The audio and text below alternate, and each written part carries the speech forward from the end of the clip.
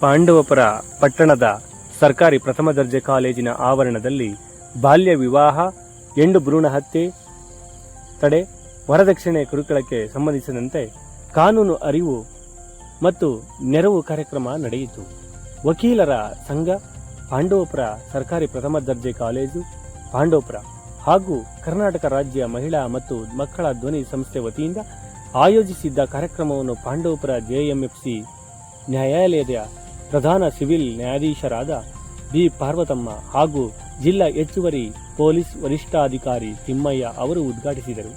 ನಂತರ ನ್ಯಾಯಾಧೀಶರಾದ ಬಿ ಪಾರ್ವತಮ್ಮ ಅವರು ಮಾತನಾಡಿ ಮಹಿಳೆಯರ ಮೇಲಿನ ಶೋಷಣೆ, ಲೈಂಗಿಕ ದೌರ್ಜನ್ಯ ಹಾಗೂ ಬಾಲ್ಯ ವಿವಾಹ ಕುರಿತು ಸುದೀರ್ಘವಾಗಿ ಮಾತನಾಡಿದರು. ಕಾರ್ಯಕ್ರಮದಲ್ಲಿ ವಕೀಲರ ಸಂಘದ ಅಧ್ಯಕ್ಷ ಗಂಗರಾಜು, ಕಾರ್ಯದರ್ಶಿ ಕೆಎಸ್ ಮೋಹನ್ ಕುಮಾರ್, ಕಾಲೇಜಿನ ಪ್ರಾಂಶುಪಾಲ ಎಚ್ಎಸ್ ಮಧುಸೂದನ್, ಉಪನ್ಯಾಸಕಿ ಡಾಕ್ಟರ್ ಎಂಬಿ ಪ್ರಮೀಳಾ, ಮಂಡ್ಯ ಜಿಲ್ಲೆ ಮಹಿಳಾ ಮಕ್ಕಳ ಅಧ್ಯಕ್ಷೆ ರಜನಿ ರಾಜ್, ಧ್ವನಿ ಸಂಸ್ಥೆಯ ರಾಜ್ಯಾಧ್ಯಕ್ಷೆ ವಕೀಲೆ ಸುಧಾ ಹಾಗೂ ಸಂಸ್ಥೆಯ ಪದಾಧಿಕಾರಿಗಳು ಭಾಗವಹಿಸಿದ್ದರು.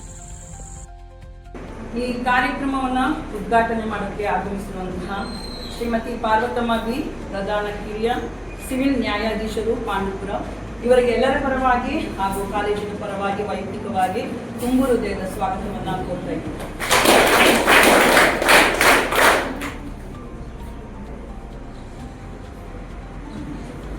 ಹಾಗೂ ಈ ಕಾರ್ಯಕ್ರಮದ ಅಧ್ಯಕ್ಷತೆ ವಹಿಸಿರುವಂತಹ ಡಾಕ್ಟರ್ ಮಧುಸೂದನ್ ಎಚ್ಎಸ್, ಪ್ರಾಂಶುಪಾಲರು ಸರ್ಕಾರಿ ಪ್ರಥಮ ದರ್ಜೆ ಕಾಲೇಜು, ಇವರಿಗೂ ಹೆಣ್ಣು ಭ್ರೂಣ ಹತ್ಯೆ ತಡೆ ಹಾಗೂ ವರದಕ್ಷಿಣೆ ಕಿರುಕುಳಕ್ಕೆ ಸಂಬಂಧಿಸಿದಂತೆ ಕಾನೂನು ಅರಿವು ಮತ್ತು ನೆರವು ಕಾರ್ಯಕ್ರಮವನ್ನು ಈ ಕಾಲೇಜಿನಲ್ಲಿ ಹಮ್ಮಿಕೊಂಡಿದ್ವಿ.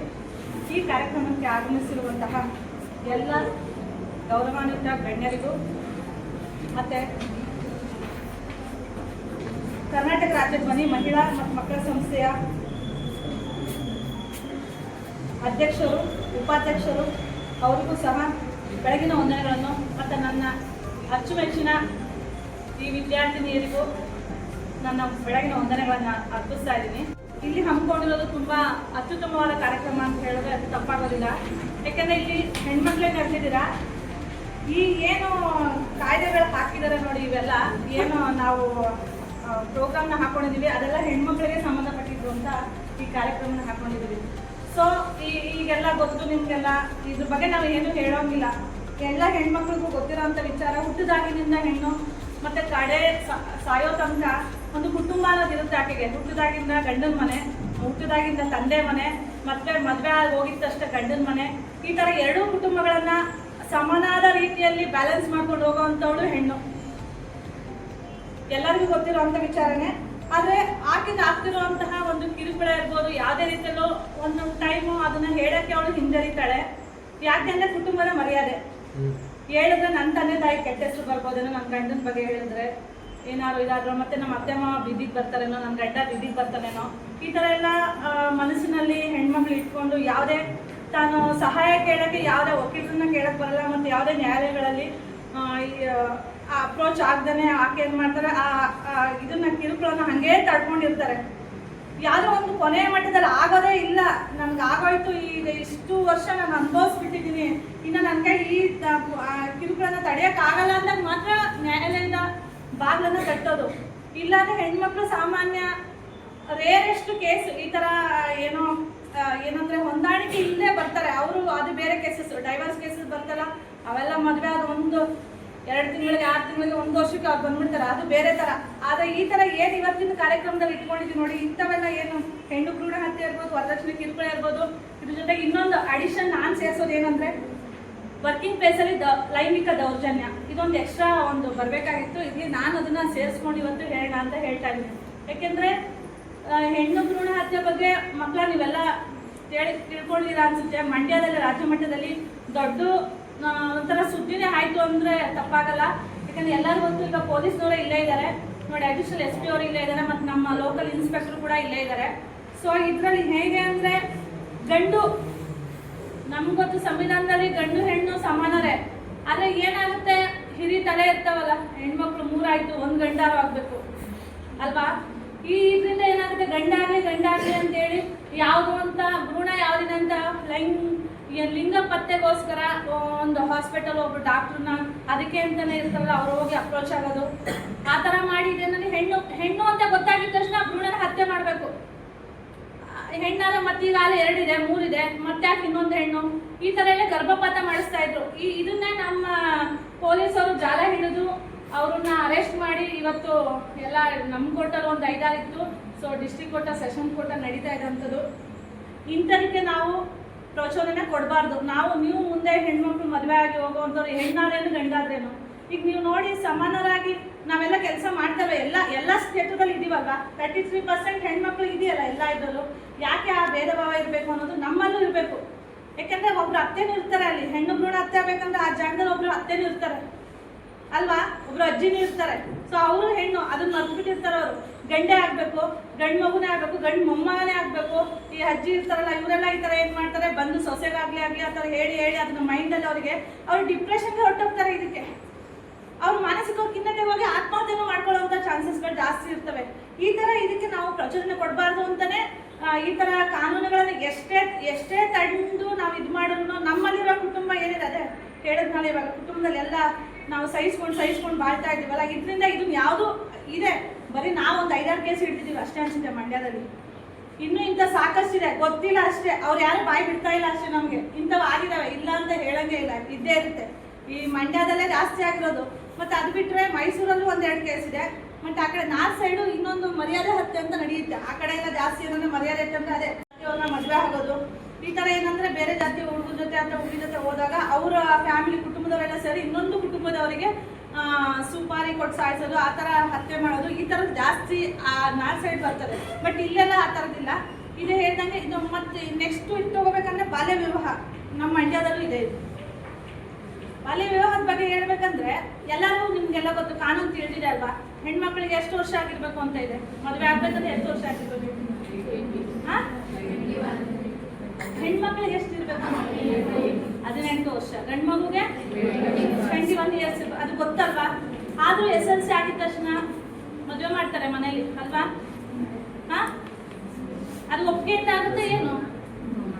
ಹೆಣ್ಮಕ್ಳು ನಿಮ್ಗೆ ಗೊತ್ತಿರುತ್ತಲ್ಲ, ನಿಮ್ಮ ಅಪ್ಪ ಅಮ್ಮ ಮದುವೆ ಮಾಡ್ತಾರೆ ಅಂತ ಗೊತ್ತಿರುತ್ತಲ್ಲ. ಈಗ ನೀವೆಲ್ಲ 18 ಆಲ್ಮೋಸ್ಟ್ ಅದೆಲ್ಲ ಕಂಪ್ಲೀಟ್ ಆಗಿದೆ ಅಲ್ವಾ.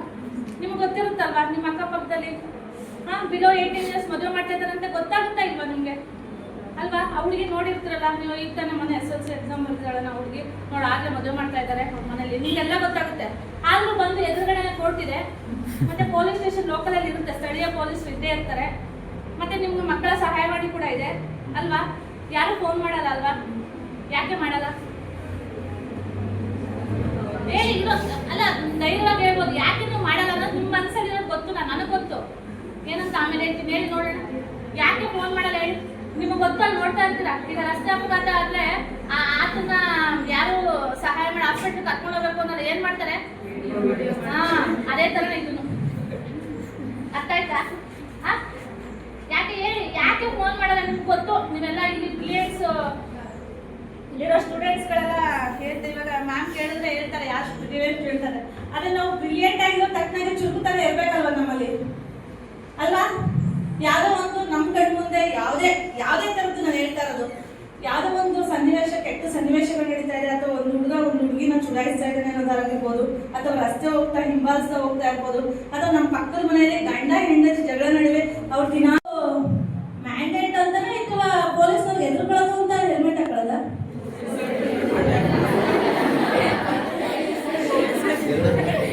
ಪೊಲೀಸ್ನವ್ರಿಗೆ ಎದುರುಕೊಂಡು ಹೆಲ್ಮೆಟ್ ಹಾಕೊಳ್ಳೋದು ಜಾಸ್ತಿ. IMV ಆಕ್ಟ್ ಇರೋ ಕಾಯ್ದೆನ ಯಾರು ಅಂದ್ರೆ ಕಾನೂನು ಯಾರು ಪಾಲನೆ ಮಾಡೋರಿಲ್ಲ. ಪೊಲೀಸ್ನವ್ರು ನೋಡಿದ್ದಷ್ಟು ಹೆಲ್ಮೆಟ್ ಕೈಯಲ್ಲಿರೋ ಹೆಲ್ಮೆಟ್ನ ಅಥವಾ ಬೈಕಲ್ಲಿ ಹ್ಯಾಂಡಲ್ಲಿರೋ ಹೆಲ್ಮೆಟ್ ತಲೆಗೆ ಹಾಕೊಳ್ಳೋದು ಕರೆಕ್ಟಾ? That is the procedure.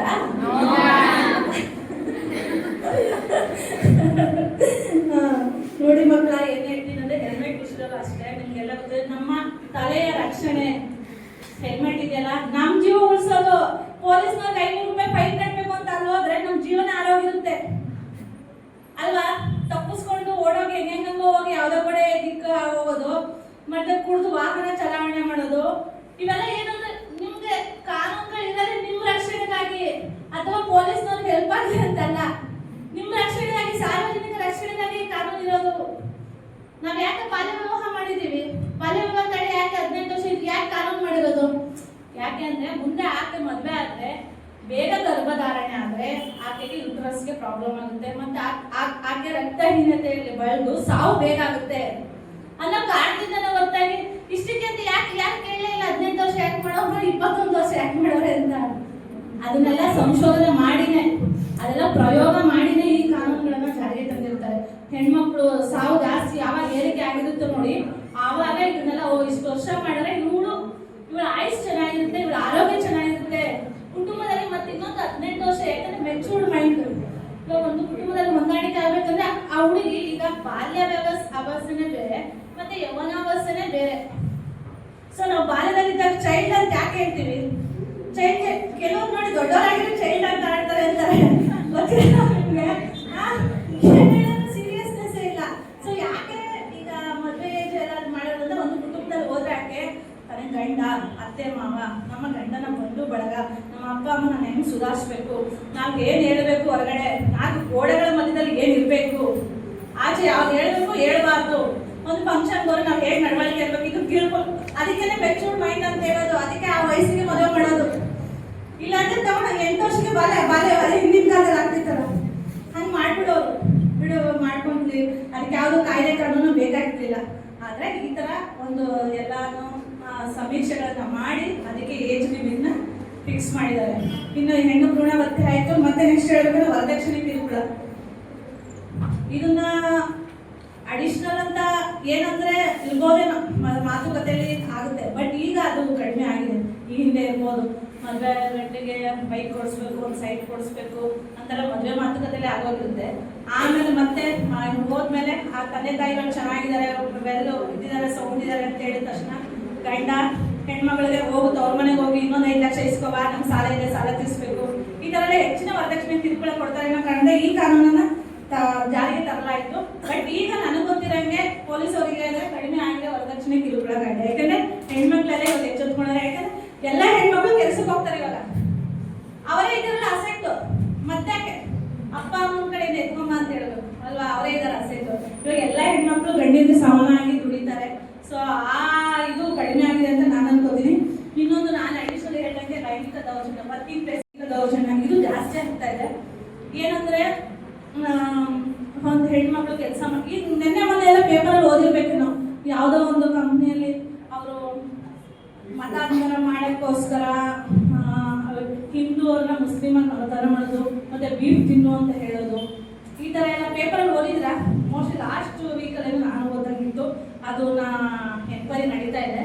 So ಆ ಥರ ಎಲ್ಲ ಏನು ಮಾಡ್ತಾರೆ, ಅಲ್ಲಿರೋ CEO ಮತ್ತೆ ಏನು ಆಫೀಸರ್ಸ್ ಇದ್ದಾರೆ, ಹೈಯರ್ ಆಫೀಸರ್ಸ್, ಈ ಥರ ಎಲ್ಲ ಹೆಣ್ಮಕ್ಳುಗಳನ್ನ ಆ ಥರ ಯೂಸ್ ಮಾಡಿಕೊಂಡು, ಇಲ್ಲಾಂದ್ರೆ ನಾನು ಹೇಳ್ದಂಗೆ ಕೇಳಿಲ್ಲ ಅಂದ್ರೆ ಕೆಲಸನ ತೆಗಿತೀನಿ.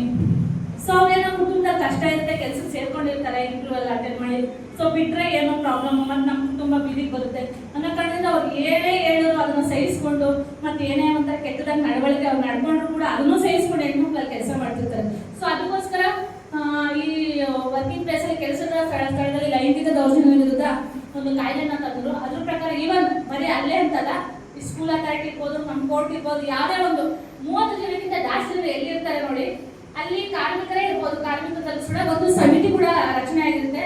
ಅದಕ್ಕೆ ಒಬ್ಬರು ಹೆಣ್ಮಕ್ಳೇ ಅಧ್ಯಕ್ಷರಾಗಿರ್ತಾರೆ, ಮತ್ತೆ ಸದಸ್ಯರು ಕೂಡ ಅಲ್ಲಿರೋ ಒಬ್ರು ಜೆಂಟ್ಸ್ನ, ಮತ್ತೆ ಇನ್ನ ಯಾರು ಒಬ್ಬರನ್ನ ಲೋಕಲ್ ಇರೋರ್ನ ಕಮಿಟಿಗೆ ಸದಸ್ಯರಾಗಿ ಮಾಡ್ಕೊಂಡಿರ್ತಾರೆ. ಸೊ ಆ ಹೆಣ್ಮಕ್ಳು ತನಗೇನೇ ಲೈಂಗಿಕ ದೌರ್ಜನ್ಯ ಆದ್ರೂ ಕೂಡ ಅಲ್ಲಿ ದೂರನ್ನ ಕೊಟ್ಟು ಒಂದು ಎನ್ಕ್ವೈರಿ ಇಲಾಖಾ ವಿಚಾರಣೆ ನಡೆಯುತ್ತೆ. ಸೊ ಆ ತರ ಎಲ್ಲ ಕಾಯ್ದೆಗಳು ಬಂದಿದೆ. ಅದನ್ನ ಈ ಲೋಕಲಲ್ಲಿ ಇನ್ನ ಅಷ್ಟು ಆ ತರ ಸಮಿತಿ ಎಲ್ಲ ಮಾಡ್ಕೊಂಡು ಮಾಡಿರೋದು. ಬಟ್ ನಮ್ಮ ಕೋರ್ಟಲ್ಲೂ ಇದೆ, ಬಟ್ ಈ ಶಾಲೆನೂ ಇರ್ಬೋದು, ಶಾಲೆನೂ ಇದೆ, ಗೌರ್ಮೆಂಟ್ ಅಲ್ಲ, ಸರ್ಕಾರಿ ವಲಯದಲ್ಲಿ ಎಲ್ಲ ಕಡೆ ಆಗಿದೆ. ಬಟ್ ಪ್ರೈವೇಟ್ ಅಲ್ಲಿ ಮಾಡಿದಾರಿಲ್ವಾ ಅದಷ್ಟು ನನಗೆ ಐಡಿಯಾ ಇಲ್ಲ. ಸೊ ಇಷ್ಟೆಲ್ಲ ಕಾನೂನುಗಳಿದೆ. ಜೊತೆಗೆ ಇನ್ನೊಂದು ಏನಂದ್ರೆ ನಿಮ್ಗೆಲ್ಲ ಗೊತ್ತಿರಂಗೆ, ಈಗ ನಾನು ಹೇಳಿದ್ನಲ್ಲ ರಸ್ತೆ ಅಪಘಾತದ ಬಗ್ಗೆ ಇರ್ಬೋದು, ಮತ್ತೆ ಲೈಸೆನ್ಸ್ ಪಡ್ಕೊಳ್ಳೋದು, ಮಕ್ಕಳುಗಳು ಗಾಡಿ ಓಡಿಸೋ ಲೈಸೆನ್ಸ್